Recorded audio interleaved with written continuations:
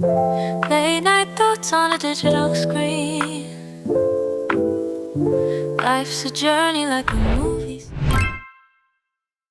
안녕하십니까, 홈드댄스입니다. 자, 오늘 현장은 목동에 위치한 무려 29년 차 된 구축 아파트 리뷰 현장에 제가 나왔어요. 여기는 44평형 현장으로 베이 자체는 3베이로 29년 차임에도 불구하고 평면도 자체는 나쁘지는 않았는데, 제 뒤로 보이는 주방 보이시죠? 많은 고객분들이 인테리어를 계획할 때 우리 집 아일랜드 들어갈 수 있을까? 우리 집 주방 디자인 넓게 표현할 수 있을까? 내가 진짜 대면형 아일랜드 쓸 수 있을까?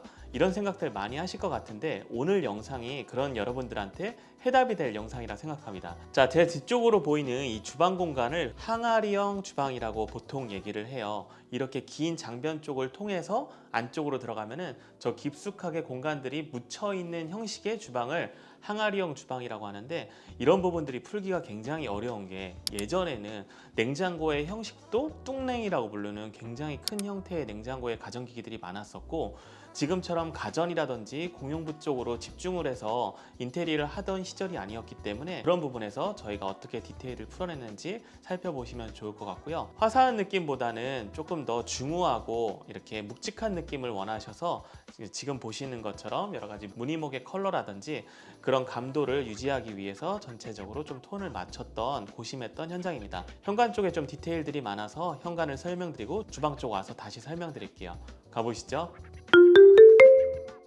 자, 여러분, 현관 공간입니다. 4인 가족 구성원이셔서 이 신발의 수납장에 대한 니즈가 필요했는데, 제 우측편으로 있는 이 수납장이 팬트리 공간이에요. 근데 여기는 원래 팬트리 공간으로 만들 수 있었던 건 아니었고, 여기서부터 여기까지가 일반 벽체였습니다. 그러면은 4인 가족 구성원이신데 신발을 놓을 수 있는 공간이 제 우측편이 아니고 좌측편밖에 없잖아요. 지금 보시면은 신발장이 한 통, 두 통밖에 안 돼요. 여기서 퀴즈. 여러분, 신발장 한 통에 신발이 우리가 몇 개 들어가는지 아세요, 혹시? 30켤레 정도 들어갑니다. 30켤레에서 35켤레 정도 들어가는데, 그럼 두 개 합치면은 60켤레잖아요. 4인 가족 구성원의 60켤레? 될 수도 있겠지만 좀 아쉬운 수납량이라고 생각되는데요. 그래서 우측편의 팬트리 공간을 통해서 수납을 넣을 수 있도록 이렇게 수납장을 저희가 짜드렸는데, 아까 얘기했듯이 이 공간이 원래 있었던 건 아니고, 여기는 입구에서 우측방의 안쪽 수납 공간입니다. 벽박이장이다, 이렇게 얘기를 해요. 벽박이장을 철거를 해서 이쪽에 현관장을 뒤로 후퇴하고 벽체를 형성을 해서 이렇게 팬트리 공간을 만들어 드리니, 우리가 부피가 큰 짐, 저도 가끔 해외를 나가거나 아니면 골프를 치면 그런 큰 짐들을 놓기가 애매할 때가 있잖아요. 그런 부분에서는 이 안쪽에 부피 큰 짐들을 몰아넣고 일반적으로 많이 사용하지 않는 신발들을 넣을 수 있도록 이렇게 팬트리 공간을, 벽박이장을 철거해서 넣어드렸다. 한 가지 팁은, 이쪽에 수납이 있으니 저희가 많이 보여드렸던 이 벤치형의 디자인들이 많죠. 벤치 쪽으로 밑에 하지제를 잡고 앉아가지고 신발을 신거나 조금 편한 자세로 이렇게 옷 매무새를 가다듬을 수 있는 벤치형의 디자인도 제가 많이 소개시켜 드렸으니까, 그런 부분도 좀 챙겨보시면 좋을 것 같습니다. 자, 들어가 볼게요. 이렇게 들어와서 우측편에는 가족 구성원 중에 선생님께서 쓰시는 서재방입니다. 그래서 서재방 쪽에 저희 데스크 공간으로 꾸며드렸고, 좌측 부분에 킥이 있는데 한번 볼게요.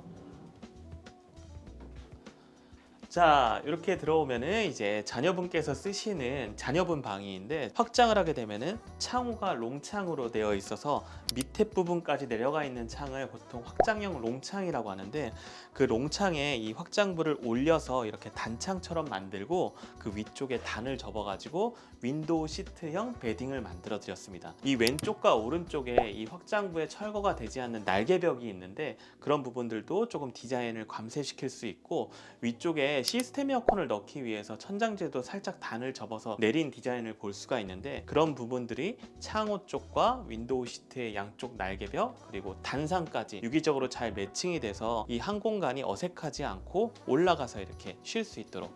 자, 한번 올라가 볼까요? 이렇게 누우니까 너무 편하죠. 그리고 조금 이색적인 느낌이 나는 것은, 우리가 이제 침대의 높이가 보통 450에서 500 정도 잡는데, 그거보다 2배 정도 올라와 있으니까 내가 주거시설에 있는 게 아니고 상업시설이나 호텔 위에 있는 것 같다, 그런 느낌도 나는 것 같아요. 재미난 점은, 아침에 일어났었을 때 이렇게 전동 커튼을 통해서 밖에 있는 날씨를 확인하거나 아니면 아침을 맞이할 수 있도록 전동 커튼도 잡아드렸습니다.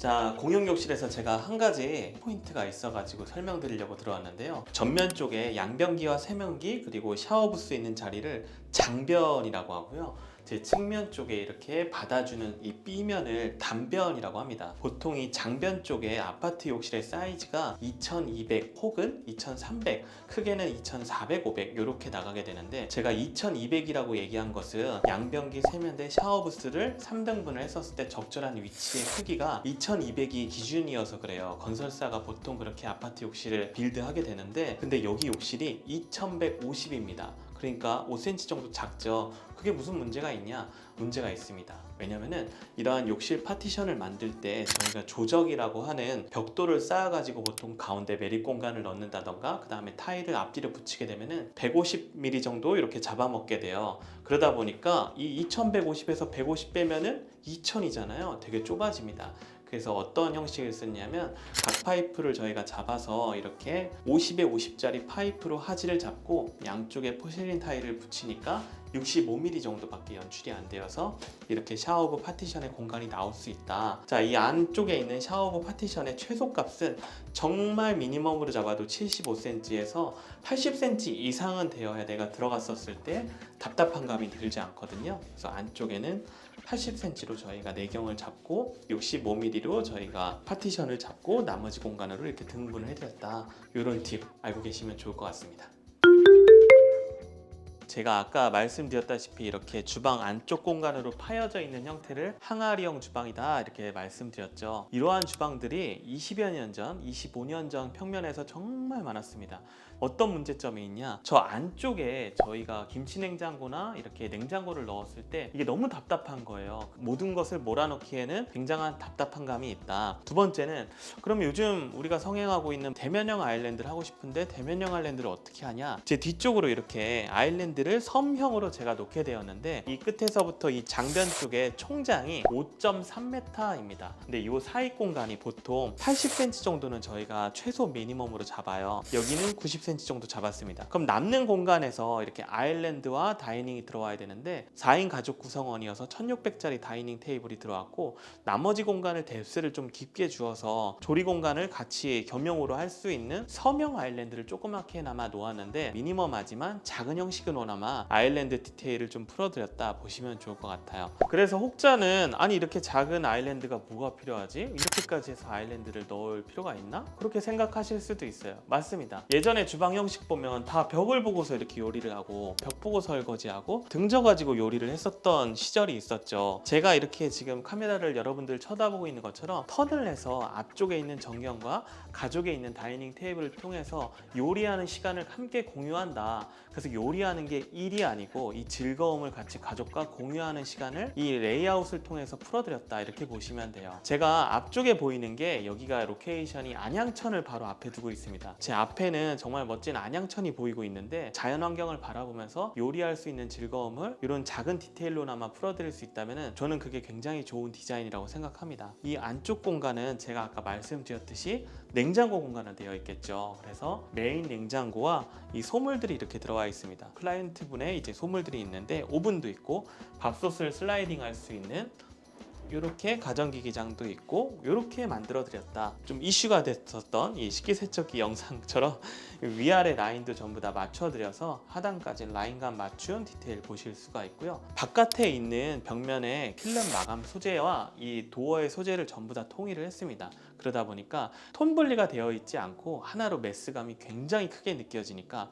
어떤 게 가구고 어떤 게 벽인지 조금 덜 느껴지기는 해요. 그런 부분들도 취향의 차이니까 나쁘다 이상하다 생각하지 마시고, 아 이런 부분은 이런 느낌을 낼 수도 있구나 정도로 이렇게 생각하시면 참 좋을 것 같습니다. 아일랜드를 통해서 이렇게 공용부 쪽 측면에 보여지는 이 존재감이 엄청 강한 이 장식장 보실 수가 있는데요. 위쪽에는 조명 장식장을 통해서 식기류들 보실 수 있도록 조명 장식장을 넣어드렸고요. 하단에 미드웨이 통해서 이쪽 위에도 수납, 아래쪽도 수납, 그리고 이렇게 비어있는 공간에는 술이라든지 와인 같은 것들 놓으시면 정말 예쁘겠죠. 자, 이렇게 간접 조명들이 굉장히 좀 많이 도드라지고 있는데, 이런 부분들 내가 조금 눈에 과하다 싶으면은 이렇게 터치해서 끌 수 있도록 제가 이렇게 무선으로 스위치까지 저희가 제작을 해드려 봤고요. 앞쪽에 나가서 또 마스터룸 쪽으로 걸어가 보겠습니다.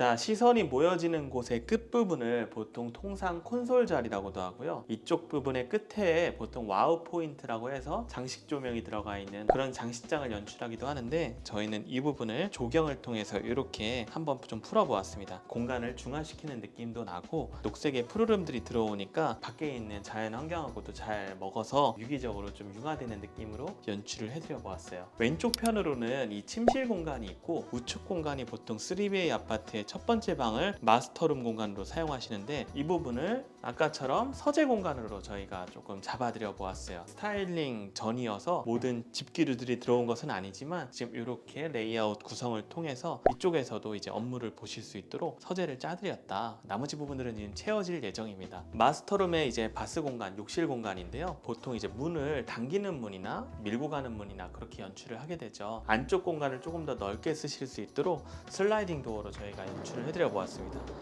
공용욕실과 다르게 조금 이제 무드 있는 모노한 톤의 타일을 써서 방 안에서는 이 프라이빗한 느낌보다는 조금 더 안정적인 릴렉스 하실 수 있도록 타일 톤도 좀 부드러운 톤으로 선택해 보았습니다.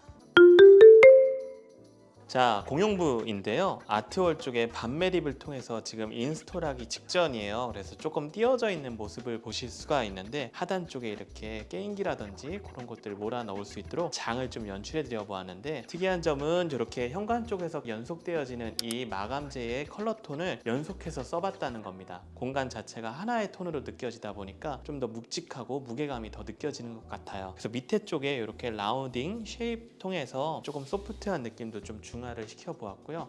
연속되는 컬러의 톤이 이렇게 계속 가서 확장부의 이 날개 벽면까지 좀 감싸가지고 표현을 해드려 보았고요. 아무래도 29년 된 이제 구축 아파트다 보니까 이 날개부가 굉장히 조금 깊었습니다. 보기에도 굉장히 두툼해 보이죠. 그래서 이 부분을 철거를 하면 좋겠으나 이제 철거가 되지 않는 부분이어서 이렇게 조금 안쪽까지 감싸드렸고, 이 끝부분에 수납장을 넣어서 이제 로봇 청소기랑 이렇게 청소기를 몰아들일 수 있는 수납장까지도 이렇게 연출을 해드려 보았습니다. 자, 오늘은 이렇게 굉장히 묵직한 느낌의 컬러톤을 사용했던 현장 리뷰를 좀 맞춰 보았는데, 주방 쪽에 항아리형 구조에서 루덴스가 어떤 식으로 마감을 디테일을 풀었는지 좀 살펴보시면 좋을 킥포인트라 생각하고요. CMF라고 하죠. 보통 컬러와 머터리얼, 피니싱까지 이 감도를 잃지 않는 게 정말 좋은 인테리어 디자인의 시작이라 생각하는데, 이 현장도 CMF의 결을 따라서 저희가 감도 있게 끝까지 마감했다고 보시면 좋을 것 같습니다. 영상 도움 되셨으면 좋아요, 구독 버튼 눌러주시고요. 저는 현장 영상에서 또 찾아뵙도록 하겠습니다. 홈르덴스의 한채현이었습니다. 감사합니다.